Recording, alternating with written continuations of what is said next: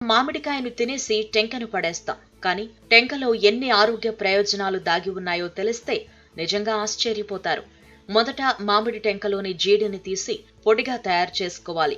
ఈ పొడిలో వెన్న కలిపి ముఖానికి రాస్తే ముఖం చాలా ప్రకాశవంతంగా మారుతుంది.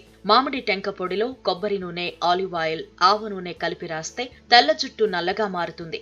ఫ్యాటీ యాసిడ్స్, మినరల్స్, విటమిన్స్ సమృద్ధిగా ఉండడం వల్ల జుట్టుకు పోషణ ఇవ్వటమే కాకుండా జుట్టు ఒత్తుగా పెరిగేలా చేయటంలో సహాయపడుతుంది.